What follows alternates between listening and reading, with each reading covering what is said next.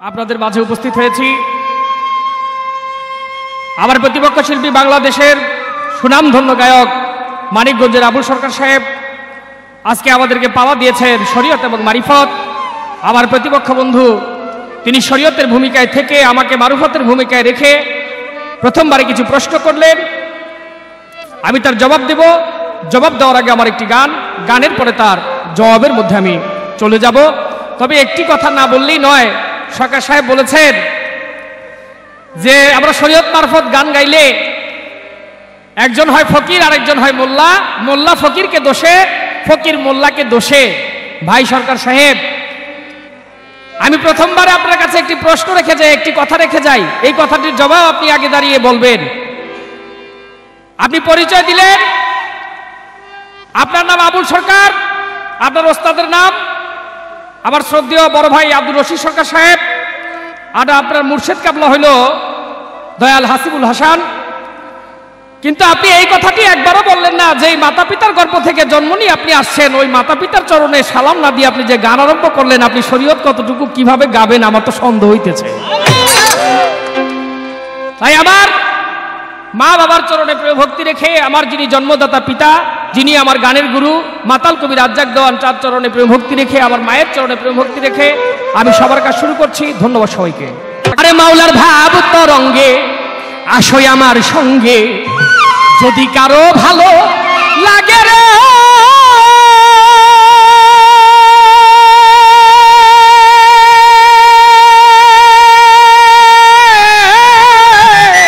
মাওলা ভাব তরঙ্গে, ভাবের কথা যদি বলি নাহি হবে শেষ, পুত্র কন্যার মাঝে আছে ভাব হইয়া নিরুদ্দেশ। মাওলানা ছাইরা দিয়া তোর মাওলানার ভেষ, ছাইরা দিয়া তোর মাওলানার ভেষ, মাতাল বইতাল সাজয়া গে তুমি মাতাল বইতাল সাজয়া গে মাওলার ভাব তরঙ্গে আসো আমার সঙ্গে।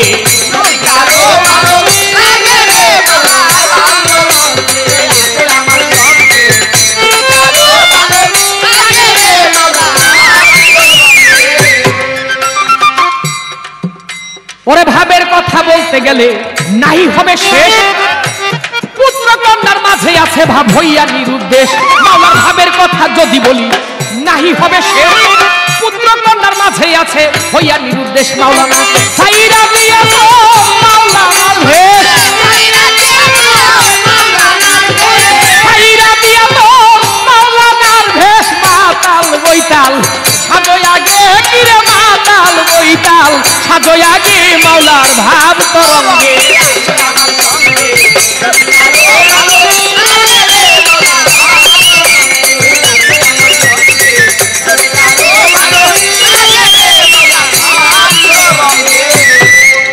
ও ভাই মদ খাওয়া মাতালের মতো পরে দেখা ঘুম, অমাবস্যা পূর্ণিমাতে লাগবে নেশার ধুম।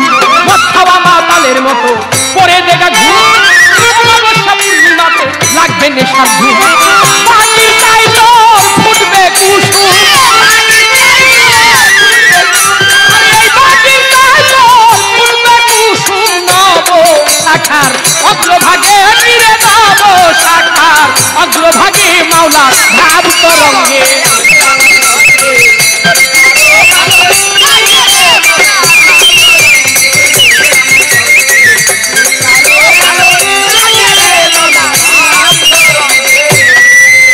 তবে গুরু ধ্যানে দর্শনে পাপে হয় তার মতি, গুরুর নাম না হৃদয়ে রাখলে নরক কুণ্ডে গতি।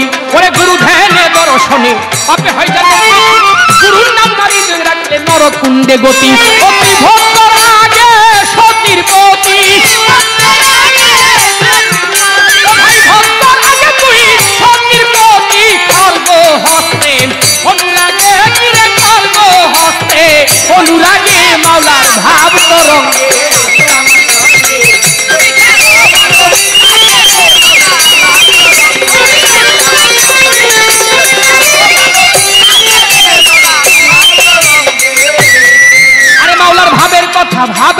ভাবের কথা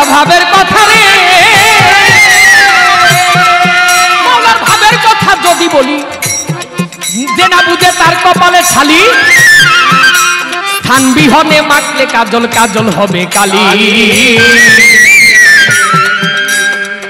আমার গানের শেষের ছন্দে আমি বলতেছি, মাওলার ভাবের কথা যে না বুঝে তার কপালে ছালি, স্থান বিহনে মাখলে কাজল কাজল হবে কালি।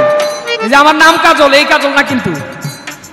মায়েরা বোনেরা এক ধরনের কাজল আছে চোখে দেয়, ওটা কৌটার মধ্যে থাকে। 1 টাকা দাম হোক, 5 টাকা দাম হোক, 100 টাকা দাম হোক, কিংবা 500 টাকা দাম হোক, ওই কাজলকে যদি লোকে চোখের মধ্যে মাখে, লোকে বলে চোখে কাজল দিয়েছে। ওই একই কাজলকে কেউ যদি জামার মধ্যে মাখে, সাদা কাপড়ের মধ্যে মাখে, লোকে বলে জামায় কালি ভরেছে। তাই একটি জিনিসই ভিন্ন স্থানে স্থান পায় বিধায় তার রূপ এবং নাম ভিন্ন হয়ে যায়। আমি একটু ইশারা দিয়ে গেলাম। ওই ভাবের কথা যে না বুঝে তার কপালে ছালি, চোখ বিহনে মাখলে কাজল কাজল হবে কালি। কবি দালালে কই উদাম খালি,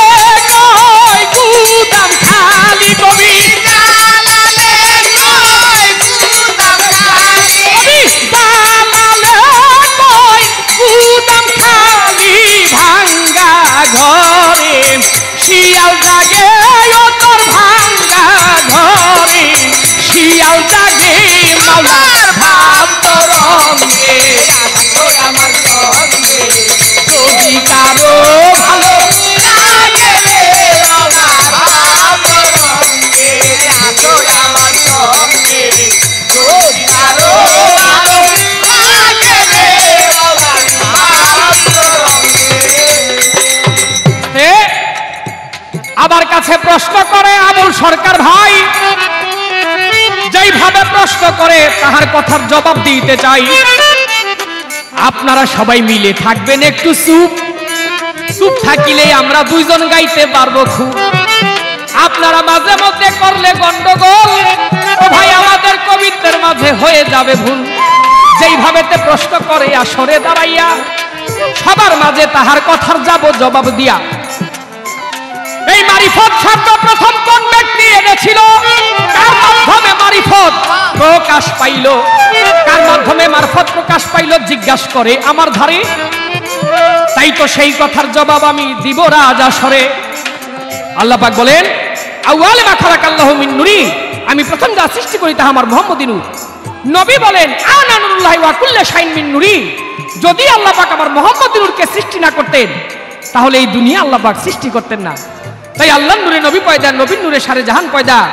নবী প্রথমে আল্লাহর নূর, দ্বিতীয় তওবা গাছের ফুল, তৃতীয় ময়নার গলার হার, চৌথায় শ্বেতার নবী, পঞ্চমে ময়ূরন ডাকার, ষষ্ঠমে আদম শপে বৃক্ষের ফুল, সপ্তমে আব্দুল্লাহর পেশানিতে, অষ্টমে মা আমিনার গর্ভে, নবমে আসলেন এই দুনিয়ার মধ্যে, দশমে 50 বছর 2 মাস 7 দিনে তিনি মেরাজে গেলেন। তাই আমার সেই নবী হযরত মুহাম্মদ আহমদ মুস্তাফা সাল্লাল্লাহু আলাইহি ওয়াসাল্লাম, তিনি শরীয়তের নবী, তিনি তরিকতের নবী, তিনি হাকিকতের নবী, তিনি মারিফতের নবী, তিনি ওয়াহিদানিয়তের নবী। আবার রাসূল করিম সাল্লাল্লাহু আলাইহি ওয়াসাল্লাম নবীজি হইতে এই শরীয়ত, নবীজি হইতে এই মারিফত। আমার নবীর মাধ্যমে প্রকাশ পেল, জবাব দিব তারে। তবে এইখানে ছোট্টখানি একটু কথা বলতে চাই আসরে। প্রকাশটা পেল কিভাবে? নবীজি যখন মেরাজ থেকে আসলেন, 90,000 মতান্তরে 96,000 কালাম নিয়ে আসলেন আল্লাহর দরবার থেকে। নবীর যখন শেষ সময় এই পৃথিবী ছেড়ে তিনি চলে যাবেন, কিছুদিন আগে জিবরাইল ফেরেশতা এসে বলল নবীকে, নবী আপনার কাছে কেউ যদি কিছু পায় আপনি দিয়ে দেন। নবী ভাবতে লাগলেন আমার কাছে কে কি পায়। ভাবতে ভাবতে তার ভিতরে হলো ভাবের সঞ্চার। তাই তিনি ভেবে দেখলেন আমার কাছে আছে 90,000 কালাম আল্লাহ দিয়েছিল, 30,000 শরীয়তে প্রকাশ করেছি, 60,000 ইলমে মারিফত আমার কাছে গোপন আছে, এটা আমি কার কাছে দিব? তিনি সর্বপ্রথম চলে গেলেন আবু বকর সিদ্দিকের বাড়িতে। আবু বকর করলো মানা, ওই শরীয়তের 30,000 করিতে পারি না, মারুফত নিতে পারবো না বলি আপনার ধারে। এরপর ওসমান গনির বাড়ি চলে গেলেন আমার নবী পয়গাম্বরে, ওসমান গনিও করলো মানা। গেল নবী ওমর ফারুকের বাড়ি, ওমর ফারুক না করলো জবাব দিব তারি। অবশেষে আলীর বাড়ি চলে গেল, আলীকে নবী প্রশ্ন করে, আলী তোমাকে জানাই এই মারিফতের গুপ্তধন আমি তোমার কাছে রাখতে চাই। হযরত আলী করিমুল্লাহ আজহু তিনি জবাব করলেন, তিনি না করলেন না, তিনি বললেন যে আমাকে 5 দিনের সময় দেন। 1 দিন 2 দিন 3 দিন 4 দিন, যখন 5 দিন চলে গেল, 5 দিনের শেষে আমার নবী আসলেন হযরত আলী করিমুল্লাহ আজহু আলীর বাড়িতে।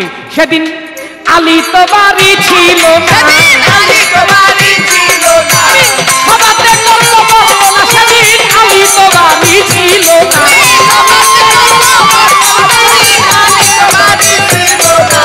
খাতুনে জান্নাত জননী মা ফাতেমা আমার বাহিরে আসলো। মা জননীকে দেখে আমার দিনের নবী বলিতে লাগিল, মা আলী কোথায়? বলে বাবা আলী তো বাড়ি নাই। মা ফাতেমা যখন এই কথা বলল, নবী বলল, মারে আলী যদি বাড়িতে আসে আলীকে বইলো আমি বাবুল পাহাড়ের দিকে গেলাম, সেজন্য সেখানে আমার সাথে সাক্ষাৎ করে। নবী চলে গেলেন। কিছুক্ষণ পর আলী বাড়িতে আসলেন। জহুরা বলে যখন ডাকলেন, আমার মা জননী খাতুনে জান্নাত জননী মা ফাতেমা আমার হযরত আলীকে বলতে লাগলেন, বাবা এসেছিল আপনাকে খুঁজে গেছে। বলে কোন দিকে গেছে? বলে এই দিকে গেছে। নবী সেই পথ ধরে, নবী যেই পথে গেছে হযরত আলী করিমুল্লাহ আজহু ওই পথে হাঁটতে লাগলেন।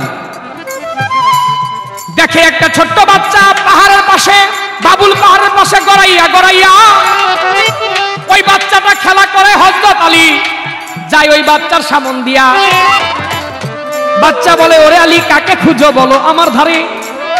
আলী বলে, এই কথা তুমি কেমন করে জানো আমি কাকে খুঁজি? জবাব দিব না তোমারে। আলী বলে, এই বাচ্চাটা আমার নাম জানি কেমন করে? ওই বাচ্চা বলে উঠলেন, আলী আমি শুধু তোমার নাম জানি না, তোমার সমস্ত পরিচয় আমি জানি। তবে তুমি শোনো, পাহাড়ের আড়ালে গিয়ে দেখো এক ব্যক্তি দাঁড়িয়ে আছে, ওনার চোখেতে কেতর, মুখে লালা, সর্বঙ্গে ঘাম ঝরে, তোমার এদিক কইয়া আলী ওই ব্যক্তির সমস্ত অঙ্গ খানিল না তুমি পরিষ্কার করিয়া। হযরত আলী কথা শুনে কোন কাম করিল? পাহাড়ের আড়ালে যখন হযরত আলী চলে গিয়েছিল, কি দেখে আমার দিনের নবী হযরতে মুহাম্মদ আহমদ মুস্তাফা সাল্লাল্লাহু আলাইহি ওয়াসাল্লাম নবীজি দাঁড়িয়ে আছেন। হযরত আলী করিমুল্লাহ আজহু তিনি তার জিহ্বা বাহির করে চোখের কাতর, মুখের লালা, সমস্ত অঙ্গ প্রত্যঙ্গের যে পশিনা ছিল সমস্ত কিছু তিনি চেটে সাফ করলেন। যখন পরিষ্কার করলেন, আলী যতই চাটে ততই মধুর লাগে, মজা লাগে। কিছুক্ষণ পর আবার নবীজি হযরত আলী করিমুল্লাহ আজহুকে বুকের মধ্যে জড়াইয়া ধরলেন। সিনায় সিনায় আলী হইতে আমার মারিফত চলে আসলেন, নবী হইতে চলে আসলেন হযরত আলী করিমুল্লাহ আজহুর সিনার ভিতরে। তাই মারিফত প্রকাশ পাইল আমার নবীর মাধ্যমে। নবী দিলেন কাকে? হযরত আলী করিমুল্লাহ আজহুকে। তাই এখানে একটি গানের মধ্যে বলেছে, নবী তরু শাখা আলী, হাসান বসরি তার পহেলা কলি, 14 সিঁড়ি পর ফুটিল খাজা ওসমান হারুনি। এই তো তাহার প্রশ্ন ছিল, আর তো প্রশ্ন নাই। এবার ছোট করে একটি প্রশ্নই আমি তারে করতে চাই। আমার প্রশ্ন থাকবে শরীয়তের, জবাব দিবেন মরে। শরীয়তের নবী কে বা এই দুনিয়ার মধ্যে একটু বলেন নাই আমারে। আল্লাহ পাক নবী তো শরীয়তের নবী, হযরত মুহাম্মদ আহমদ মুস্তাফা সাল্লাল্লাহু আলাইহি ওয়াসাল্লাম তিনি শরীয়তের নবী, ঠিক আছে। তারপরে আল্লাহ পাক পবিত্র কোরআন শরীফের মধ্যে এক ব্যক্তিকে আলাদাভাবে তাকে শরীয়তের নবী হিসাবে ঘোষণা করেছেন। আমি আপনার কাছ থেকে জানতে চাবো, সেই ব্যক্তি কোন ব্যক্তি, কেন তাকে আল্লাহ পাক শরীয়তের নবী হিসাবে ঘোষণা করলেন? এই আপনার কাছে প্রশ্ন রইল, আশা করি সুন্দরভাবে তার জবাব দিবেন।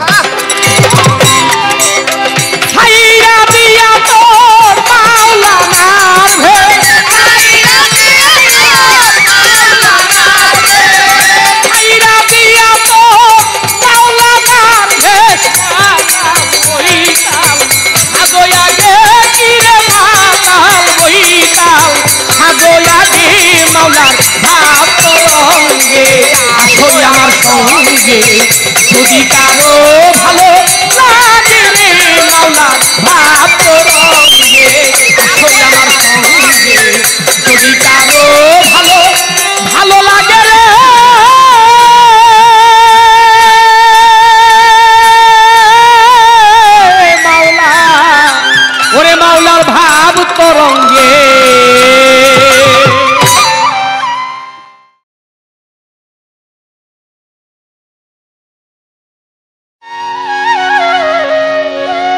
ধন্যবাদ আমার প্রতিপক্ষ শিল্পী জনাব কাজল দেওয়ান। আমি যা প্রশ্ন করছিলাম জবাব তার বড় চমৎকার, জবাবের কোনো অভাব তার নাই। যেখানে হয়ে যায় সেখানে আমি না করব না, কিন্তু বিষয়টা হয়ে গেল এই, আমি যা না করলাম সে আমার সাথে সেই ব্যবহারই আরম্ভ করলো। প্রথমবারেই তার গান ভাব তরঙ্গে এসো আমার সঙ্গে যদি কারো ভালো লাগে, আমার ভালো লাগে নাই আমি যাইতাম না। যদি কোনো ব্যক্তি দাওয়াত করে আমার বাড়িতে পোলাও মাংস বিরিয়ানি কালিয়া কোপ্তা অনেক কিছু তৈরি করছি, তোমরা যায় গ্রামের মানুষেরা খাই আইসো, এই কথা বললে কোনো ভদ্রলোক দাওয়াত খাবে ভাই? কোন ভদ্রলোক এই কথায় দাওয়াত খাইতে পারে না। আর জাগো লজ্জা শরমের বংশ নাই, আর খাইকা ওরা যে জন্মের খাওয়া খাই আসবো। তার গানটা হলো ভাব তরঙ্গে এসো আমার সঙ্গে যদি কারো ভালো লাগে, আমার ভালো লাগে নাই আমি আমার ভদ্রের বাড়ি দাওয়াত খেতে গেলাম না। ছাইরে দিয়া তোর মাওলানার বেশ মাতাল বইতাল সাজো আগে কেন? মাওলানার বেশ দোষ কি? মাওলার যে বেশ ধরে তাকে বলে মাওলানা। তাই যে ব্যক্তি মাওলার রঙে রং হয়ে গেছে, মাওলার বেশে বেশ ধরছে, সে হইছে মাওলানা। মাওলানা কোনোদিন মাতাল বইতাল সাজতে পারে না, এটা পাগলের প্রলাপ। ওই যে পাগলা নৌকা উঠছিল, আর এক ব্যক্তি বলছিল পাগলা রে নৌকা কিন্তু ঝাঁকি দিস না, ডুইবা যাইব। পাগলার কোনো মনতা ছিল না, মনে তো করে দিলি, আর কি ঝাঁকি না দিয়া পারি? পাগলার কাম তো পাগলাই করতেছে।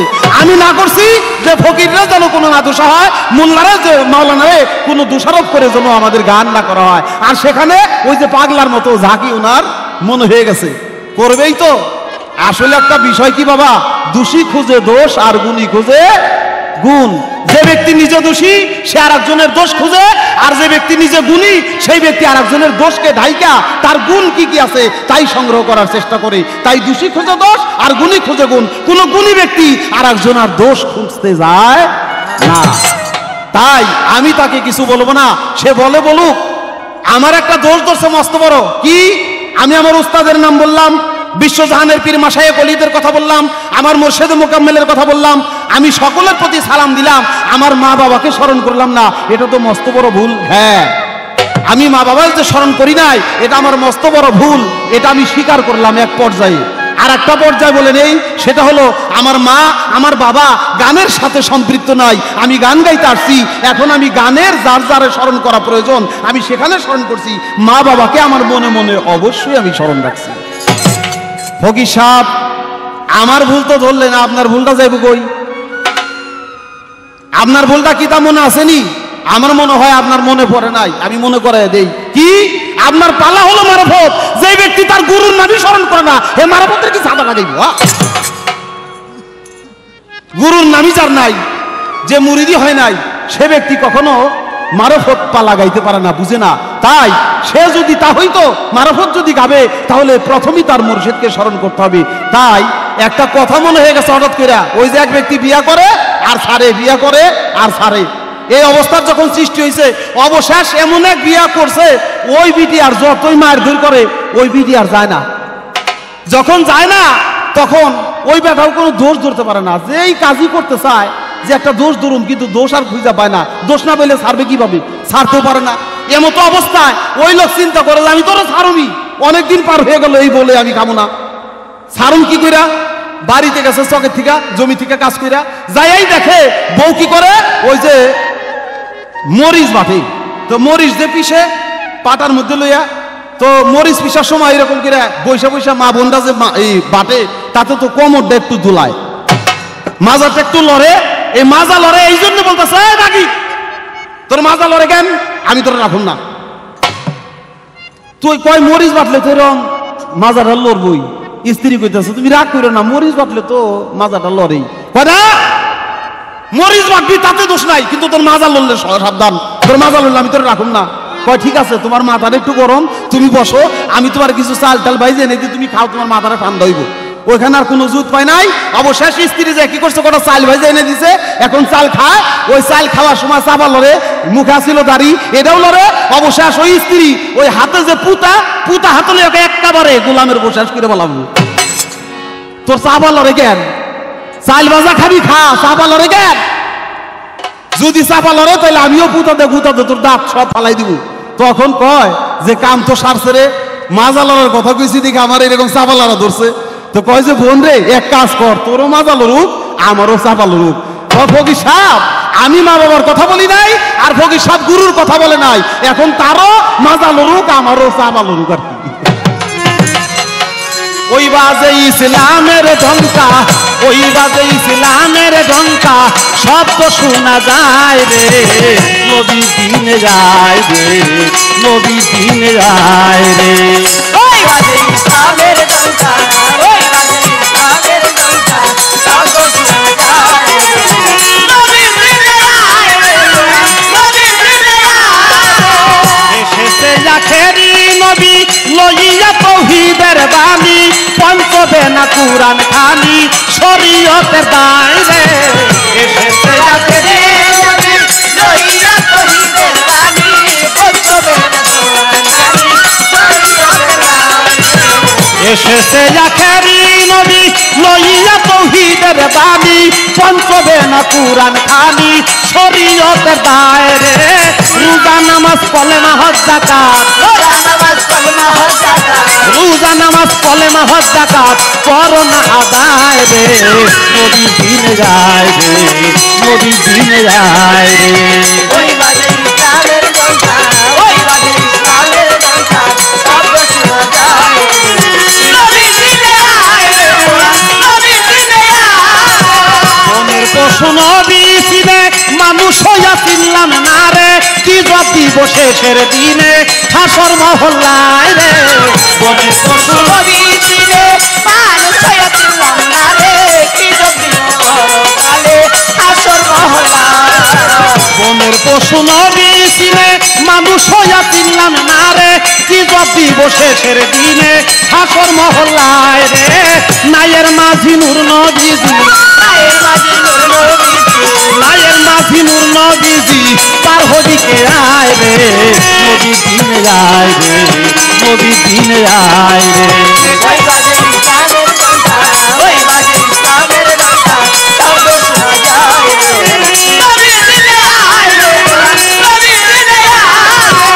আনোয়ার দেওয়ানে বলে ভীষণ তুফান নদীর কূলে, নেকি যাবে হেসে ফেলে নদী ডুবে যায় রে। আনোয়ার দেওয়ানে বলে ভীষণ তুফান নদীর কূলে, নেকি যাবে হেসে ফেলে নদী ডুবে যায় রে। আনোয়ার দেওয়ানে বলে ভীষণ তুফান নদীর কূলে, নেকি যাবে হেসে ফেলে নদী ডুবে যায় রে। আপে খোদা হাকিম হবে, আপনি খোদা হাকিম হবে, ওরে আপে খোদা হাকিম হবে, উকিল মোস্তফায় রে, নবী দিনে যায় রে, নবী দিনে যায় রে। ওই বাজে ইসলামের ঢঙ্কা, ওই বাজে ইসলামের ঢঙ্কা, শব্দ শোনা যায় রে, নবী দিনে আয় রে, নবী দিনে আয়। আমার কাছে প্রশ্ন, সর্বপ্রথম প্রশ্ন, শরীয়তের নবী আল্লাহ পাক কাকে বানাইছে? শরীয়ত, তরিকত, হকিকত, মারফত, হাদানিয়াত সমস্ত তরিকতের নবী আমার রাসূল করিম সাল্লাল্লাহু আলাইহি সাল্লাম। তারপরে স্পেশালি ভাবে শরীয়তের নবী আল্লাহ পাক কোরআনে ঘোষণা করছে কাকে? নাম তার নূহ নবী। নূহ নবীকে আল্লাহ পাক শরীয়তের নবী বলে ঘোষণা করলো কেন? এর মধ্যে কারণ আছে। কি কারণ? সেই কারণ হলো নূহ নবীর আমলে প্লাবন হয়েছিল, প্লাবনে সমস্ত মানুষ যারা পৃথিবীতে ছিল সবাই ধ্বংস হয়ে গেছিল। মাত্র 180 জন পুরুষ, 80 জন নারী, 160 জন তারা নারী পুরুষ মিলা ওই নূহ নবীর কিস্তির মধ্যে উঠছিল। 40 দিন পর্যন্ত কিস্তিরা ভাসলো, পৃথিবীর সবাই মারা গেল, কেবল নৌকায় যারা উঠলো তারাই বাঁচলো। 40 দিন পরে নূহ নবীর কিস্তি জুদি পর্বতে থেমে যায়। জুদি পর্বতে যখন থেমে যায় তখন নূহ নবী ওইখানে ওই নৌকার কাঠ দিয়া একটা মসজিদ বানায় ওই জুদি পর্বতের পাশে। এই জন্য ওই মসজিদের নাম হলো জুদি মসজিদ। 40 সমান সমান মসজিদের দিক পাশ ছিল, এই জন্য মসজিদের আর একটা নাম হলো সমাসীন। সেদিন নূহ নবী ইমাম হইয়া আর ওই সমস্ত নারী পুরুষদেরকে একাত্র করে মুক্তাদি বানাইয়া নূহ নবী নামাজ আরম্ভ করে। আর সেই নূহ নবীর ওই 160 জন নারী পুরুষ থেকে নতুন করে পৃথিবীর মানুষ আবার সৃষ্টি হয়। বিধায় আল্লাহ পাক শরীয়তের নবী করে এই নূহ নবীকে ঘোষণা করেছেন আল্লাহ পাকের পবিত্র কোরআন মজিদে। আমি বলে দিলাম, আমার প্রতিপক্ষ শিল্পীর কাছে যা প্রশ্ন ছিল সে তার জবাব দিচ্ছে, মারফত কর্তৃক আসলো। এবার আমার প্রশ্ন, ফকির সাহেব আপনি বলেন তো মারফত আসলো তা তো আমরা পেলাম, মারফতের ইবাদত কি কি কয় প্রকার তা কি?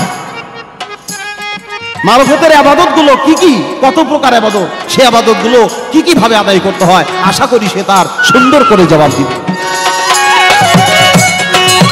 আনোয়ার দেওয়ানে বলে ভীষণ তুফান নদীর কুলে নেকি যাবে হেসে খেলে যদি ডুবে যায় রে। আনোয়ার দেওয়ানে বলে ভীষণ তুফান নদীর কূলে নেকি যাবে হেসে খেলে যদি ডুবে যায়। আনোয়ার দেওয়ানে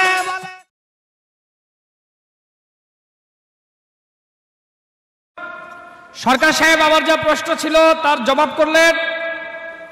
জবাব শুনে আমি সন্তুষ্ট হইলাম। জবাব করে আমার কাছে প্রশ্ন করে গেলেন এবং কিছু কথাও তিনি বললেন। তার কথাগুলি আমি চেষ্টা করব জবাব করার জন্য। তার আগে থাকবে আমার একটি গান, গানের পরে আমি তার জবাবের মধ্যে চলে যাব।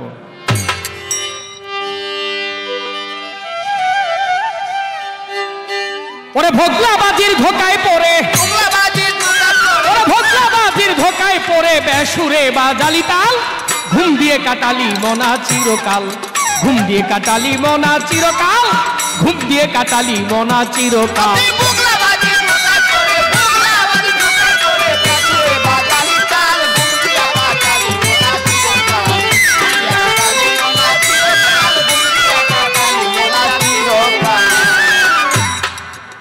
ও তোর যৌবন কাল গিয়াছে মিছে করে যৌন অত্যাচার, ওরা বৃদ্ধকালে নামাজ পড়লে আজ যাইলে দেখে নায়া।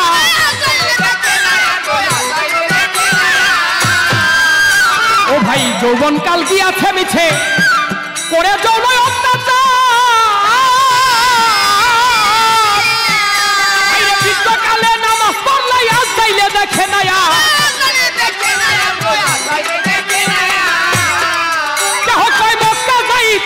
বেশি সময় নাই হাতে, কেহ কয় মক্কা যাইতে বেশি সময় নাই হাতে, কেহ কয় মক্কা যাইতে বেশি সময় নাই হাতে। তাই তো মাত্র কয়দিন তাবলীগেতে, ও ভাই মাত্র কয়দিন তাবলীগেতে হলি কলমা পড়ে না যে হাল। বন্দি একা কালি মনা চিরকাল, বন্দি একা কালি মনা চিরকাল, বন্দি একা কালি মনা চিরকাল,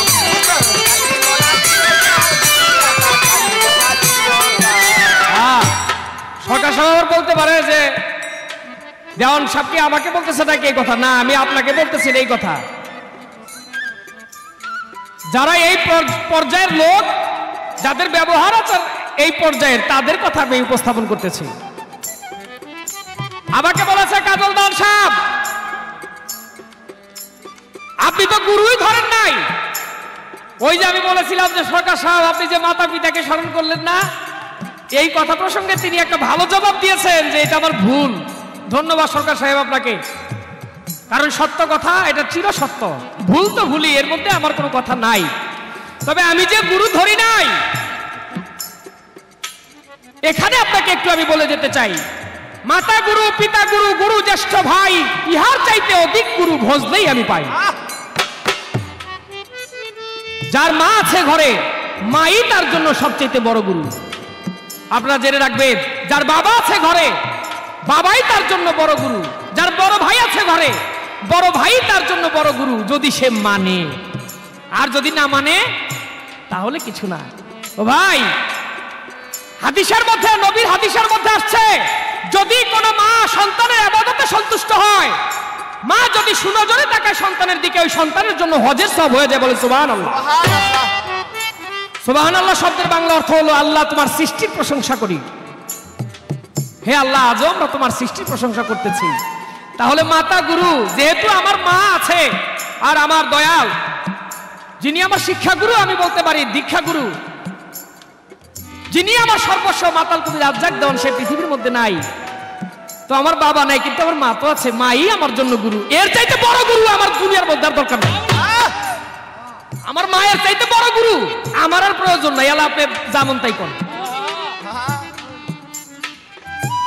যদি মা আদেশ করে তবেই আমি গুরু ধরব, যে পর্যন্ত আদেশ করবে না এই পর্যন্তই আমি কিন্তু গুরুর হাতে হাত দিব না। কি যখন মা আমাকে হুকুম দিবে, বাবা তুমি গুরু ধরো, তখনই আমি গুরু ধরবো। এখনো আমার মা আমাকে হুকুম দেয় নাই, যেদিন আমার মা হুকুম দিবে সেদিন গুরু ধরবো, এর আগে আমি গুরু ধরবো না। ও ভাই, টুপি জুব্বা লম্বা দাড়ি রাখিয়া মুসলমানি,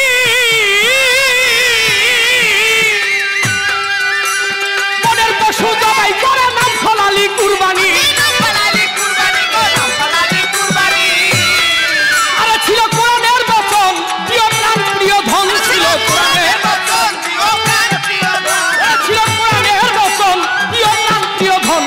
গরু কি তোরে বইয়াপন, গরু কি তোরে বইয়াপন, যে রক্তে হইলি লাল।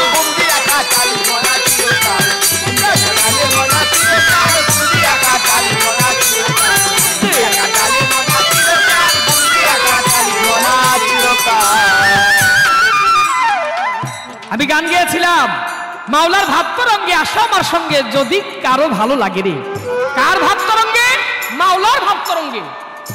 সকা সাপ করে বলে না, আমি আপনার সাথে যাব না। ও সকা সাহেব, আমি কিন্তু আপনাকে বলি না এই যে আপনার আসতেই হবে। আমি বলেছি যদি ভালো লাগে রে। ওই যে বিশ্বকবি রবীন্দ্রনাথ ঠাকুর বলেছে, যদি কেউ ডাক শুনে তোর না আসে, তবে একলা চলো রে, একলা চলো, একলা চলো, একলা চলো রে। যদি কেউ ডাক শুনে তোর না আসে, তবে একলা চলো। ও সকা সাহেব, আমি ডাক দিয়েছি যদি ভালো লাগে আমার সাথে আসো, ভালো না লাগলে আমার সাথে আসার প্রয়োজন নাই। বলে মদ খাওয়ার জন্য দাওয়াত দেয় আমার এডন সাহেব। আমি একজন মাওলানা, মাওলানা কি কখনো মদ খায় নাকি? না। তবে একটা কথা বলি শোনেন, মস্ত বড় এক মাওলানা ছিল, নাম তার মাওলানা জালালউদ্দিন রুমি। এই কথাই একটুখানি আপনার কাছে বলিবই আমি। মস্ত বড় এক মাওলানা, মাওলানার নাম মাওলানা জালালউদ্দিন রুমি, যিনি তার জীবনে 7টা উটের উপর যতগুলি কিতাব রাখা যায় অতগুলি উট কিতাব তিনি অধ্যয়ন করেছেন, লিখেছেন। এই মাওলানা জালালউদ্দিন রুমি গিয়েছে মক্কার ঘরে হজ করার জন্য। কাবার ঘরে হজ করতে গিয়ে মাওলানা জালালউদ্দিন রুমি দেখে মক্কার ঘরের বারান্দার মধ্যে এক ব্যক্তি শুয়ে আছে, তার পাও দুইটা হইল কাবার ঘরের দরজা বরাবর। মাওলানা জালালউদ্দিন রুমি গিয়া বলে, এই পাগল, তুমি কি জানো না এটা আল্লাহর ঘর? আল্লাহর ঘরের দিকে যে তুমি পাও দিয়ে শুয়ে আছো। প্রতি উত্তরে ওই পাগল বলে উঠলেন, পাগলকে নাম তার শামশের তাবরেজ, বলে উঠলেন, ওরে মাওলানা, আমি আল্লাহর ঘরের দিকে পাও দিয়ে শুয়ে আছি, এর জন্য আমাকে বললি তুই দোষ করতেছিস আমার? তুই এক কাজ কর বাবা, আমার পাও দুইটা একটু ঘুরে দে যেদিকে আল্লাহ নাই। মাওলানা মনে মনে চিন্তা করে, আল্লাহ আবার নাই কোন দিকে? আল্লাহ তো সব দিকেই আছে। আল্লাহ পবিত্র কোরআনে বলেছে, আল্লাহ কুল্লা শাইন কাদির, আল্লাহ কুল্লা শাইন মুঈদ। আল্লাহ বলে আমি ফুলে ফলে গন্ধে সমস্ত জায়গায়, ওই নর্দমার মধ্যে যে কীট পতঙ্গ, উহার মধ্যে আমি আল্লাহ মিশে আছি। তাহলে আল্লাহ নাই কোন দিকে? আল্লাহ তো সব দিকেই আছে। মাওলানা জালালউদ্দিন রুমি ভাবে, যে ব্যক্তি এত বড় কথা বলতে পারে সে কোনো সাধারণ মানুষ না। মাওলানা জালালউদ্দিন রুমি বলে, দয়াল, এত বড় মাওলানা, মাওলানা জালালউদ্দিন রুমি, সে বলে শামশের তাবরেজকে, দয়াল, আপনি কি আমার বাড়িতে একটু যাবেন? আসেন, আমি আপনার একটু সেবা করতে চাই। বলে চল। বাড়িতে নিয়ে গেছে।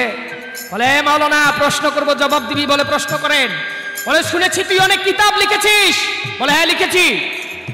বলে বল কিসের উপর, তুই কোন বিষয়ের উপর তুই বেশি বেশি লিখেছিস? বলে বেশি বেশি লিখেছি নারীদেরকে পর্দার ভিতরে থাকতে হবে আর মদ্যপান করা যাবে না। বলে কি?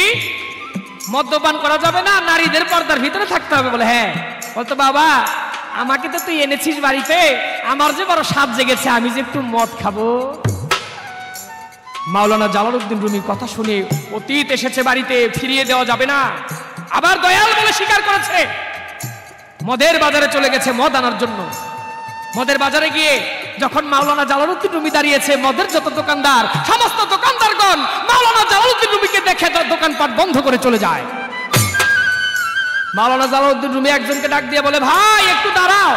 এই লোকটা, হুজুর আগে ব্যস্তাম, এখন বেশি টেছি না, ভালো হয়ে গেছি। বলে ভাই রে একটু দাঁড়াও। বলে বিশ্বাস করেন হুজুর, এখন বেশি টেছি না, কারণ মাওলানা তো, ওনারা কি বলা যায় যে মদ বেশি? বলে হুজুর আগে ব্যস্তাম, এখন বেশি না। বলে ভাই লাগস তুই, আমার ধর্মের ভাই, আমার কাছে একটু আয়। কাছে গেছে, বলে ভাই রে আমাকে এক বোতল মদ দিবি? বলে বলেন কি আপনি? বলে হ্যাঁ আমার এক বোতল মদের খুব প্রয়োজন। যখন এই কথা বলেছে মাওলানা জালালউদ্দিন রুমিকে এক বোতল মদ দিয়েছে, সেই মদখানা কাপড়ের তলে ঢেকে মাওলানা জালালউদ্দিন রুমি চলে গেছে তার বাড়িতে। গিয়ে বলে দয়াল আপনার জন্য মদ এনেছি। মাওলানা জালালউদ্দিন রুমি বলে তোর মেয়ে আছে? বলে আছে। বলে সুন্দর কোনটা? বলে মেজো মেয়ে। বলে ডাক দে তারে। ডাক দিয়েছে। বলে তোর মেয়েকে বল আমাকে যেন মদ ঢেলে দেয়। মেয়ে মদ ঢেলে দিয়েছে। মাওলানা জালালউদ্দিন রুমি সেই মদ নিয়ে মদের গ্লাসটা ছুঁড়ে ফেলে দিয়ে বলতেছে মাওলানা তুই বেশি বেশি কিতাব লিখেছিস, নারীদেরকে পর্দার ভিতরে থাকতে হবে আর মদ্যপান করা যাবে না, এর জন্য আমি তোকে দিয়ে বাজার থেকে মদ আনাইলাম, তোর মেরে দিয়া মদ ঢালাইলাম। কেন? তোর মনের মধ্যে যে একটা গোল বেঁধেছে, একটা বাসা বেঁধেছে, একটা অহংকার জেগেছে, তোর অহমিকাকে আমি ধ্বংস করে দিলাম। কত বড় কথা! মাওলানা জালালউদ্দিন রুমি শামসের তাবরেজের কাছে এই কথা শুনে তার হাতের উপর হাত রেখে বায়াত গ্রহণ করলেন। মাওলানা জালালউদ্দিন রুমি এত বড় মাওলানা, সে যদি এই কথা বলতে পারে, ওই মাওলানাকে দিয়ে যদি মদ আনাইতে পারে। আর সরকার সাহেব আপনি তো একজন জ্ঞানী লোক, আপনাকে আর কি বলবো, ইশারা দিয়ে গেলাম একটু আর কি। অতি টুপি জুব্বা লম্বা দাড়ি রাখিয়া মুসলমানি, পদের পশু জবাই করে নাম ফলালি কুরবানি। ওরা ছিল কোরআনের বচন দিও প্রাণ প্রিয় ধন ছিল, ওরা ছিল কোরআনের বচন দিও প্রাণ প্রিয় ধন। ভাইরে গরু কি তোরে পয়াপন, ভাই গরু কি তোরে পয়াপন, হইলি লাল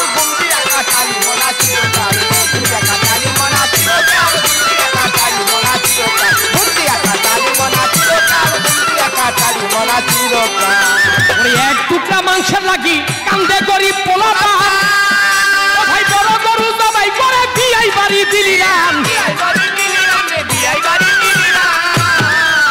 ওরে এক টুকরা মাংসের লাগি কান্দে গরিব পোলাপা, বড় গরু জবাই করে বিয়াই বাড়ি দিলিরান। ওই মাংস ফ্রিজে থুইয়া খাইলি বছর ভরিয়া, মাংস ফ্রিজে থুইয়া খাইলি বছর ভরিয়া, গাছের বাপে বাপে বোঝাই হইয়া, বাপে বাপে বোঝাই হইয়া মরা গাছে শুকনা ডাল।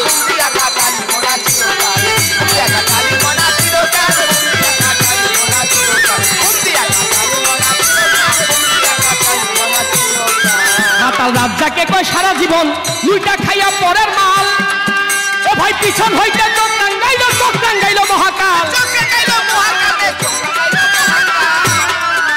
তুই ছেড়ে দেখলাই ও তোর ডুবিল বেলা, তুই ছেড়ে দেখলাই ও তোর ডুবেছে বেলা। আরে ওই চাইতে গোলা গোলা, ভাই ওই চাইতে গোলা গোলা, তো চোখের আগুন বড়ইলা ঘুম দিয়ে কাটালি মনা চিরকাল।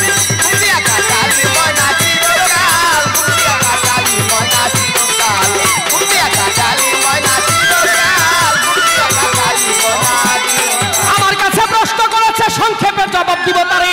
কি প্রশ্ন? মারিফতের ইবাদত কি কাজল দেওয়ান বলো নাই আমারে? মারিফতের অনেক ইবাদত, তারপরে যেটাকে বেশি প্রাধান্য দেওয়া হয়েছে ভাই, যেমন হুজদার দম নেগাবার কদম খেলেন তার আঞ্জুমান শপথ দেতন মো আয়না মুরাকাবা মুশাহাদা ফানাফিল শাইখ ফানাফি রাসূল ফানাফিল্লাহ বাকাবিল্লাহ। এই তো 12টি স্তর রয়ে যায় 12 জায়গার মধ্যে ইবাদতের জন্য। এই ইবাদত যে করেছে এই দুনিয়ার মধ্যে সে হয়ে গেছে ধন্য। এই তো 12 প্রকারের ইবাদত, জবাব দিলাম তারে। তবে মা বাবার খেদমত করা, পীর মুর্শিদের খেদমত করা, এতিমকে ভালোবাসা, এইটাও এক প্রকারের ইবাদত। এই দেহকে খাটাইয়া যে জন এই দুনিয়া করিতে পারে, এইটাও ইবাদত। জবাব গেলাম দিয়া। এবার ছোট করে একটি প্রশ্ন সরকার সাহেবের কাছে আমি যাব জিজ্ঞাসা করিয়া। আমার প্রশ্ন থাকবে, আপনার কাছে জবাব করবেন।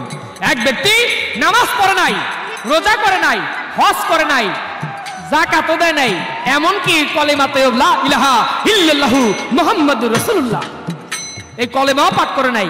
কিন্তু সেই ব্যক্তি এত কিছুর পরেও নামাজ পড়ে নাই, রোজা করে নাই, হজ করে নাই, যাকাত দেয় নাই, কলেমাও পাঠ করে নাই, তারপরেও তিনি জান্নাতবাসী। আমার প্রশ্ন আপনার কাছে জবাব করবেন, কেন সে জান্নাতবাসী? কি এমন কর্ম করেছিল নামাজ রোজা না পড়েই জান্নাতবাসী হয়ে যায়? তার কর্মটা কি? একটি প্রশ্ন রইল, আশা করি সুন্দরভাবে তা জবাব করবে। বাপটাকে কই সারা জীবন দুইটা খায়া মরার মা, দেখিয়া পিছন হইতা তো টাঙ্গাইল মহাকাশ।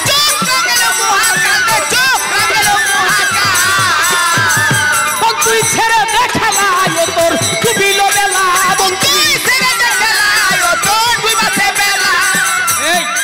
একটা কথা বলে গেছে যে কাজলকান সাহেব, দোষী খোঁজে দোষ, গুণী খুঁজে গুণ। আমি বলবো সরকার সাহেব, এই গানটাই এই তত্ত্বের, যারা দোষ করে তারা যেন দোষ আর না করে, আর যাদের গুণ আছে তারা তো অবশ্যই ভালো। তাই সরকার সাহেব এমন না মাজা লড়ুক আর চাপা লড়ুক, এইরকম না সরকার সাহেব। যেটা ন্যায্য সেটা যেন নড়ে, অন্যটা যেন লাড়ে, সত্যটা যেন লড়ে, মিথ্যাটা যেন কখনো না লড়ে।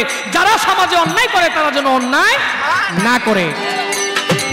রাজ্জাকে কয় সারা জীবন দুইটা খাইয়া পরে নাল, তাইতে কিয়া পিছন হইয়া চোখ গাইল মহাকাশ।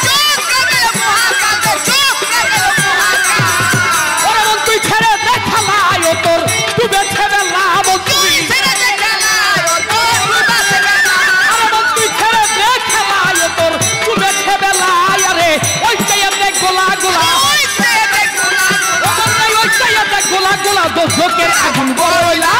ঘুম দিয়ে কাটালি মনা চিরকাল, ঘুম দিয়ে কাটালি মনা চিরকাল,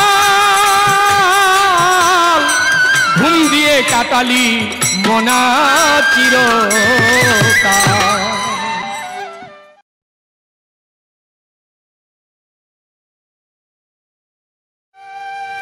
ধন্যবাদ জনাব কাজল দেওয়ান সাহেব। মারফতের ফকির সে গানও বড় চমৎকার গাইছে। ওই যে প্রথম দিকেই জানা করছি সে বড় তাই গাইছে, গাগা এটা তার ব্যাপার। আমি কোনো বাজে গান দিয়ে আপনাদের কাছে আমি গানের অপমান করতে চাই না। আমার গানগুলো সলিড গান থাকবে। দু একটি কথা এখানে না বললে নয়। কাবার দিকে পাও দিয়া ছিল এক পাগল, আর মাওলানা রুমি, জালালউদ্দিন রুমি, সে গেছে হজ করতে, যায় দেখে কাবার দিকে পাও দিয়া বসে রয়েছে। জিজ্ঞাসা করে এইদিকে পাও দিছো কেন? এইদিকে কাবা। কয় আল্লাহ কোন দিকে নাই, ওই দিকে আমার পাওটা ঘুরে দাও। পাগলাই কয় মাওলানা জালালউদ্দিন রুমি বিপদে পড়ে গেছে। সব দিকেই তো আল্লাহ, আল্লাহ করলে শাহিন মহিদ, সব জায়গায় আল্লাহ বিরাজমান। যদি সব দিকেই আল্লাহ থাকে তাহলে এই দিকে পাও দিলে দোষ কি? আসলে বিষয়টা তা না, প্রত্যেক দিকেই আল্লাহ আছে, তারপরেও পশ্চিম দিকে অর্থাৎ কাবার দিকে পাও দেওয়া যাবে না, কারণ কাবা হলো আমাদের কেবলা। কেবলা, এই কাবার ইজ্জত করার জন্য পশ্চিম দিকে পাও দিয়া শোয়া নিষেধ। যারা বুঝে, যারা জানে তারা পশ্চিম দিকে পাও দেয় না। আর যারা পাগল ছাগল, তাগো কোনো গুয়াবতা নাই, যেদিকে ইচ্ছা সেদিকে কিন্তু দিয়া শুইতে পারে। একটা কথাই আছে না, পাগলে কি না কয় আর ছাগলে কি না খায়। মাওলানা জালালউদ্দিন মতো রুমি সে এত বড় একজন মাওলানা, আর শামসুস তাবরেজ একজন পাগল, সে মজুব আউলিয়া, আমি স্বীকার করি। আর সে বলছে মদান, অবশেষ সে মদ নিয়ে আসলো। কিভাবে মদ আনলো? আনলো তো আনলো, তারপরে কি করলো? অবশেষ কত মেয়ে, মেয়ে কয়জন? কয় তিনজন। কয় সুন্দরী কোনটা? কয় মেজোটা। কয় মেজোটা ঢালবো আর আমি খামু। মাওলানা জালালউদ্দিন রুমি তাই করে। অবশেষ কি খায়? ও ফকির সাহেব, ফিনিশিংটা কোথায়? ফিনিশিংটা মাওলানা জালালউদ্দিন রুমি সে যে মদ আইনা দিল। আর ওই শামসুস তাবরেজ সে কি মদ্য পান করছিল, মদ খাইছিল? না, মদ খাওয়া হারাম, মদ খাওয়ার গু খাওয়া এক সমান। কাজেই মাওলানা জালালউদ্দিন রুমি আইনা দিছে, এটা তার ভিতরে যে একটা অহমিকা ছিল, সেই অহমিকাটা খর্ব করার জন্য ওই সে দরবেশ আউলিয়া, মজ্জুব আউলিয়া, সে আনাই ছিল, কেবল ঢালাই ছিল। কিন্তু তাই বলে সে মদ খায়ও নাই এবং কাউকে খাইতেও বলে নাই। মদ খাওয়া নিষেধ, সম্পূর্ণ হাদিস কোরআন সম্মত। আর মদ খাইতে শামসুস তাবরেজও নিষেধ কইরা গেছে। একটা প্রশ্ন করছে, আমি তার জবাব দিব। নামাজ পড়ে নাই, রোজা করে নাই, হজ করে নাই, জাকাত করে নাই, কলেমাও করে নাই। অনেক কিছু সত্য আছে, কিন্তু একটা কথা সত্য না, এই যে কলেমা পড়ে নাই এই কথাটা সত্য না। কারণ হাদিস শরীফের মধ্যে আছে সেই ব্যক্তি কলমা পড়ে নব মুসলমান হয়েছে, নাম তার হানজালা। এই হানজালা সে নব মুসলমান, কলমা পড়ে মুসলমান হয়েছে, নামাজ রোজা হজ যাকাত কোনো কিছু করার মতো সুযোগ সুবিধা সে পায় নাই। তার সময় আসলে অবশ্যই করত, কিন্তু সে সময় আসে নাই, আগেই তার জীবন লীলার সমাপ্তি ঘটছে। কেন? আমার রসুল করিম সাল্লাল্লাহু আলাইহি সাল্লাম গেছে এক যুদ্ধে, সেই যুদ্ধের ডঙ্কা যখন বেজে ওঠে আর হানজালা স্ত্রীর ঘরে স্ত্রীর বাসরে ছিল সারা রাত, ওই ঢোলের বাড়ি শুনে যখন ওই ডঙ্কার আওয়াজ শুনে, যুদ্ধের আওয়াজ শুনে, বলে কোথায় যুদ্ধ? কয় মদিনায়। যে কার সাথে? যে আমার রসুলের সাথে। তার স্ত্রী যখন বলে রসুলের সাথে, কয় যেই রসুলের জন্য আমি এত সুন্দর একটা ইসলাম ধর্ম পেলাম, আমি কলমাত লা ইলাহা ইল্লাল্লাহু মুহাম্মাদুর রাসূলুল্লাহ পাঠ করলাম, সেই নবীর সাথে যুদ্ধ, আমি থাকবো বিবিলে শুয়া, এটা আর হবে না, আমি আর থাকতে চাই না, আমার প্রয়োজনে প্রাণ বিসর্জন দিব। দৌড়াইয়া চলে যায়, যাইতে যাইতে দেখে এক কাফের আমার নবীকে মারার জন্য তলোয়ার নিয়া ভাই আসছে, আর যাইয়াই হানজালা তার মাথাটা বাড়াইয়া দেয়, আর ও যেই কোপ আমার রসুলের উপরে পড়বে সেই কোপ যায় পরে হানজালার উপরে, হানজালা শহীদ হয়ে যায়। সে শহীদানের জন্য আল্লাহ পাক সমস্ত গুনাহ ক্ষমা করে দিয়েছে। হানজালা শহীদ হয়ে গেছে বিদায়, শহীদানের মর্তবা অনেক বড়, সে বিনে হিসেবে জান্নাত যাবে। নামাজ পড়ে নাই, রোজা করে নাই, হজ করে নাই, যাকাত করে নাই, তার জন্য জান্নাতে যাবে না, নাউজুবিল্লাহ মিন যালিক। এই কথা আমরা কোনোদিন মানতে পারি না, এটা হাদিস কোরআনের মধ্যে নাই। সে শহীদ হয়ে গেছে, শহীদানের মর্তবা পাইছে বিদায়, সে যাবে জান্নাতে। একটা কথা, আমার নবী করিম সাল্লাল্লাহু আলাইহি সাল্লামের কাছে এক ব্যক্তি, এক মহিলা, সে গেছে, যে বলে ইয়া রাসূলুল্লাহ আমি তো একটা মানত করছি। মানত করছো? এখন মানত করাটা হইলো সুন্নত, আর মানত আদায় করাটা কিন্তু ওয়াজিব। মানত করলে তা আদায় করতে হয়, তুমি তা কইরা ফেলাও। কয় ইয়া রাসূলুল্লাহ আমার মানতটা আগে শুনেন, আমি বড় খারাপ মানত করছি। কি মানত? কয় মানতটা করছি হইলো আমার ছেলে ছিল খুব অসুস্থ, কোনো মতেই যখন অসুখ সারে না, অবশেষে আমি মানত করছি আমার ছেলেটা যদি রোগ মুক্ত হয়ে যায় তাহলে আমি ওই ছেলে, আমি মানুষের পায়খানা খাবো, গু খাবো। আমার রসুল কয় মানত করছো, মানত পূর্ণ করো। কয় ইয়া রাসূলুল্লাহ আমার যে ঘৃণা করে গু খাওয়া, এটা কি সম্ভব? এটা তো সম্ভব না। মানত করার সময় করছি, হুশে বেহুশে করে ফেলাইছি, এখন আমি কি করব আপনি কয়ে দেন। আমার রসুল কয় তোমার মানত পূর্ণ করতে হবে। কয় আমার তো ঘৃণা লাগে, আমি তো খাইতে পারি না, এখন আমি কি করব? আমার রসুল কয় তাহলে এক কাজ করো, রোজার মাস পর্যন্ত অপেক্ষা করো। কয় তারপরে? কয় রোজার মাসে তুমি ঘুরা ঘুরা দেখবা কারা রোজা থাকে না। যারা রোজা থাকে না, ভাত খাইতেছে দিনের বেলায়, ওই ভাত থেকে লইয়া এক মুঠ ভাত তুমি খাইয়া ফেলাইও, ওই ভাত খাওয়া রোজার মাসে ভাত খাওয়া আর গু খাওয়া এক কথাই। তাই যারা রোজা রাখে না রোজার দিনে, ওই রোজার দিনে ভাত খায়, ওই ভাত খাওয়া আর গু খাওয়া এক রকমই হয়ে যায়। কাজেই নামাজ রোজা ছাড়া কোনোদিন জান্নাত পাওয়ার আশা আকাঙ্ক্ষা কেউ যেন না করে। ইয়া মুহাম্মদ মুস্তাফা নবী সাল্লেওয়ালা, ইয়া মুহাম্মদ মুস্তাফা নবী সাল্লেওয়ালা, ওরে সাফায়তের কান্দারি রাসূলুল্লাহ, সাফায়তের কান্দারি রাসূলুল্লাহ, ওরে সাফায়তের কান্দারি রাসূলুল্লাহ, ইয়া মুহাম্মদ মুস্তাফা নবী সাল্লেওয়ালা, ইয়া মুহাম্মদ মুস্তাফা নবী সাল্লেওয়ালা।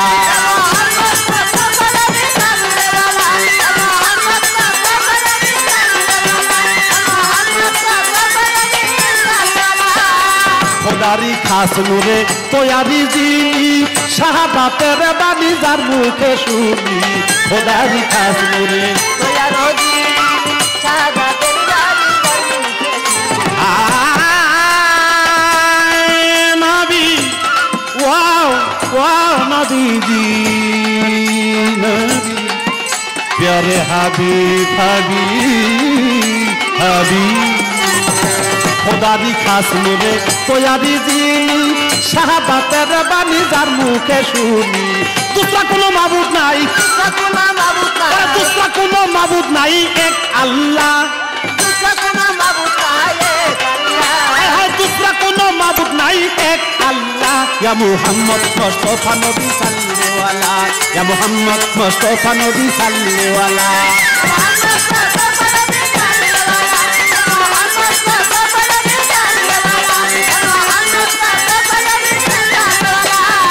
কেউ বা বলে নবী নূরেরই পুতুল, কেউ বা বলে নবী গোলাপের ফুল, কেউ বা বলে নবী,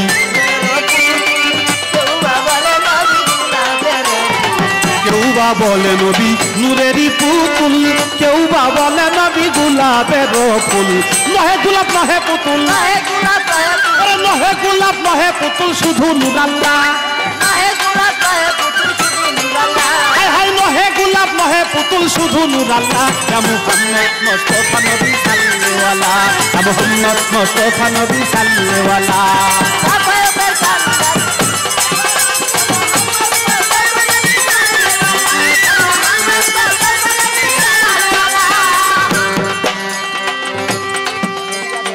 নবীজি আদম ছুটির বাবা, নবীজি আমার কাবার কাবা, নবীজি আদম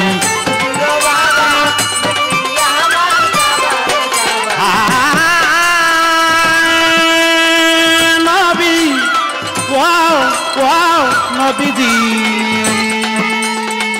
নবী নবী নবী নবীজি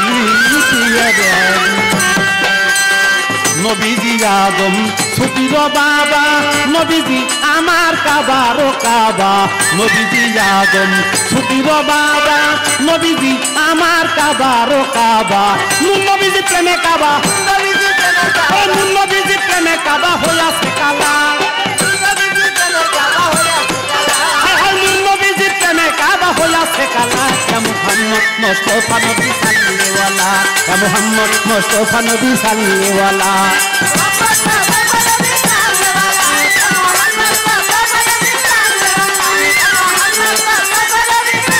ফকির সাহেব, আমি সর্বশেষ একটি প্রশ্ন করব, আপনি বলেন তো এমন একজন ফকির ছিল, সেই ফকির গলার মধ্যে সাইনবোর্ড ঝুলাইয়া রাখতো, সাইনবোর্ডের মধ্যে লেখা ছিল আমি বলো আমি বলো।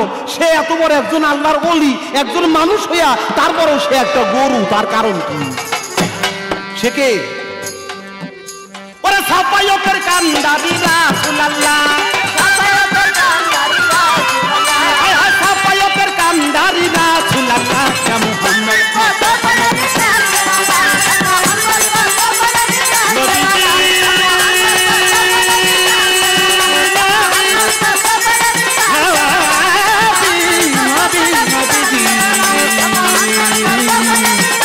প্যারে হাবিব নবী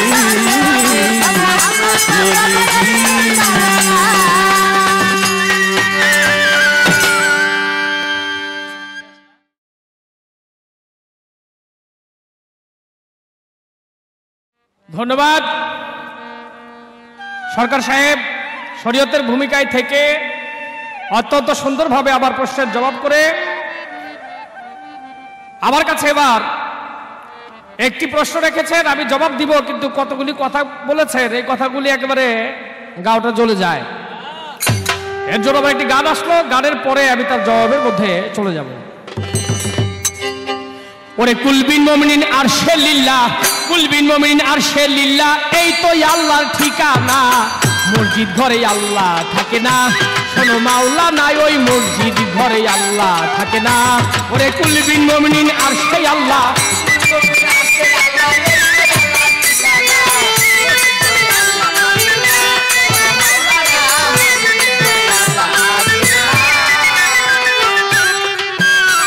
যদি মক্কা গেলে খোদা মিলতো, নবী মিলতো মদিনায়, দেশে ফিরে কেউ আইতো না হজ করিতে যারা যায়।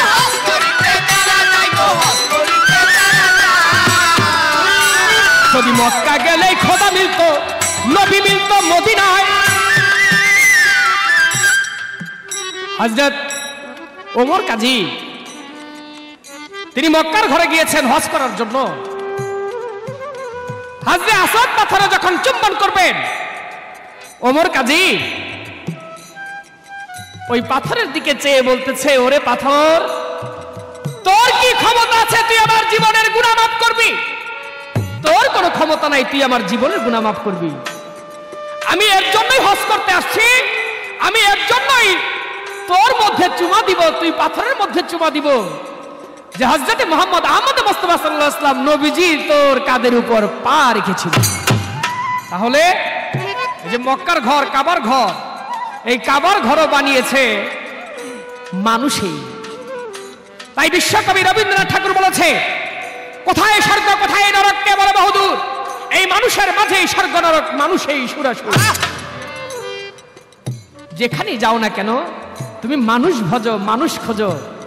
আগে তুমি মা যদি থাকে, বাবা যদি থাকে, তুমি যাকে ভালোবাসো সে যদি থাকে, এই কাবাকে, মায়ের কাবাকে আগে সন্তুষ্ট করো, বাবার কাবাকে আগে সন্তুষ্ট করো, তারপর তুমি মক্কার ঘরে যাও, তাতে কোনো অসুবিধা নাই। যদি মক্কা গেলে খোদা মিলতো, নবী মিলতো মদিনায়, দেশে ফিরে কেউ আইতো না, হজ করিতে যারা যায়। কেহ যায় টাকার ঘুমানে, কেহ যায় দেশ ভ্রমণে, কেহ যায় টাকার ঘুমানে, কেহ যায় দেশ ভ্রমণে। ধনী গেল ধনের টানে, ভাই ধনী গেল ধনের টানে, আনিতে সোনা দানা। মসজিদ ঘরে আল্লাহ থাকে না, কোনো আল্লাহ নাই ওই মসজিদ ঘরে আল্লাহ থাকে না।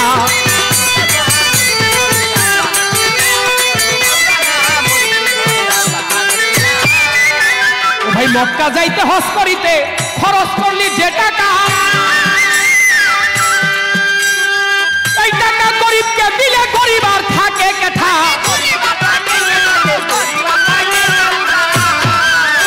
অতি মক্কা যাইতে হজ করিতে খরচ করলি যে টাকা, ভাই এই টাকা গরিবকে দিলে গরিব আর থাকে কেঠা।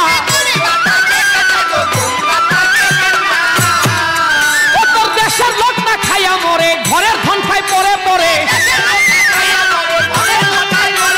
এই দেশের লোক না খাইয়া মরে, ঘরের ধন খাই পরে পরে। সত্য কথা বললে পরে, ও ভাই সত্য কথা বললে পরে এই দেশে থাকতেই পারবো না। মসজিদ ঘরে আল্লাহ থাকে না, কোনো মাওলা নাই এই মসজিদ ঘরে আল্লাহ থাকে না।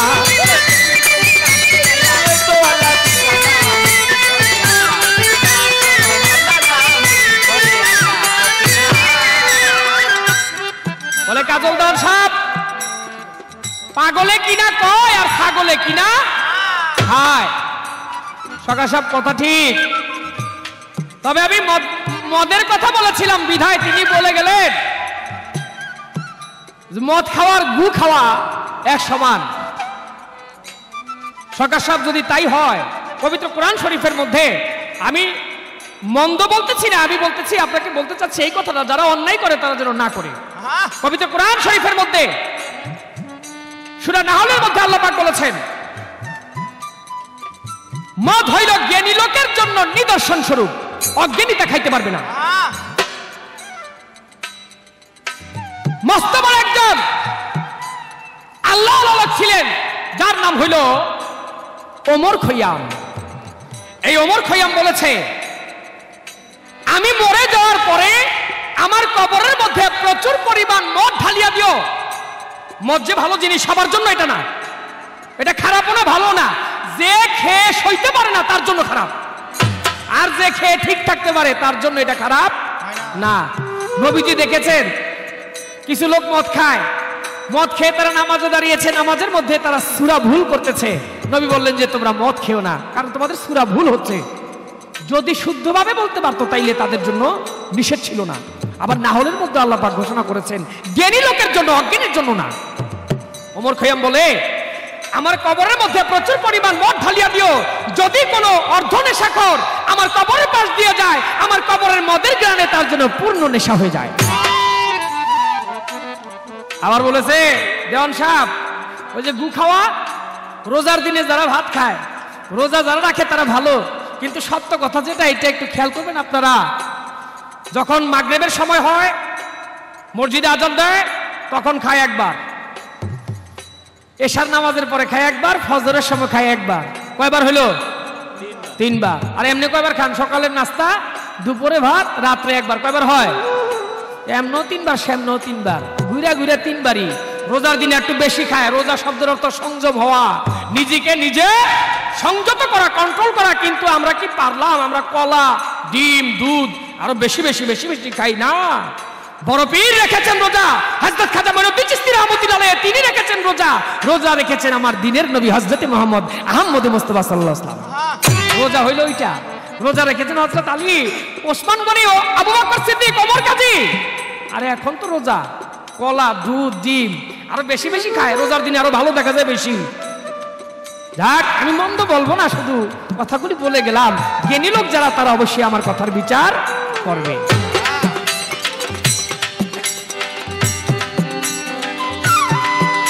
তুই মক্কা যাইতে হজ করিতে খরচ করলি যে টাকা। প্রশ্ন করেছে আমার কাছে, আমি প্রশ্নের জবাবটি দিয়ে যাই, কারণ যেহেতু এটা ক্যাসেট শেষ হয়ে যাবে, এর জন্য আমার জবাবটা আগে, তারপর আমি অন্য একটি কথা বলে গানটা শেষ করব। কি প্রশ্ন করেছেন আমার কাছে? এমন একজন ফকির ছিল, এই ফকির বলে আমি বলদ। সরকার সাহেব, আসলে ওই ব্যক্তি কি ফকির ছিল? ওই ব্যক্তির নাম হলো আবু সুফিয়ান। ওই ব্যক্তি ছিল একজন নামাজি। তো যে ব্যক্তি নামাজ পড়ে, ওই ব্যক্তি ফকিরেরও নামাজ পড়ে, তবে আমাদের নামাজটা একটু ভিন্ন। আমাদের নামাজ পড়া কেউ দেখে না, লোক দেখে নামাজ, আর আমাদের নামাজ, এটার মধ্যে একটু পার্থক্য আছে। যারা মারিফত করেন, তাসাউফ যারা করেন, গোপন তত্ত্ব যাদের কাছে আছে, ওই ব্যক্তির নাম হইল আবু সুফিয়ান। মসজিদ ঘরে যাইতে হইলে, মসজিদ ঘরে যখন নামাজ পড়তে যাবেন, আগে ঢুকাইতে হবে আপনার ডাইন পা, আবার যখন বাহির হবেন, বাহির হওয়ার সময় আগে বাহিরে দিতে হবে বাম পা। আবু সুফিয়ান নামাজ পড়তে গিয়ে তিনি বাহির করলেন আগে ডাইন পা, পরে দিতেছেন, বাহির করতেছেন বাম পা, যার জন্য আল্লাহ পাক বলে উঠলেন, হে সাউরি। সাউরি শব্দের অর্থ হলো বলদ। সাউরি বলে আল্লাহ পাক তাকে ঘোষণা করলেন, সাউরি শব্দের অর্থ হলো বলদ। অর্থাৎ তুমি কি বলো, তুমি কি জানো না মসজিদ ঘর থেকে বাহির হওয়ার সময় আগে দিতে হয় বাম পা, পরে বাহির করতে হয় ডাইন পা? এই ভুল করেছিল, এর জন্য আল্লাহ পাক তাকে বলে, তবে সে ফকিরের খাতায় পড়ে না, একজন নামাজি, সে ছিল একজন মোল্লা।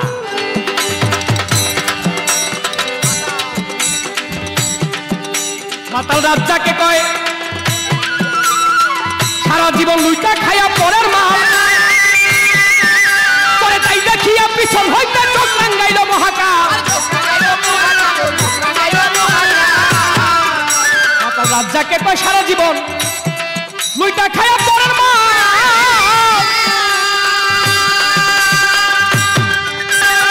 এই মানুষকে ভালোবাসো, বেঁচে আছো যতক্ষণ, দিনহীন রাত যাকে বলে, মানুষে মানুষ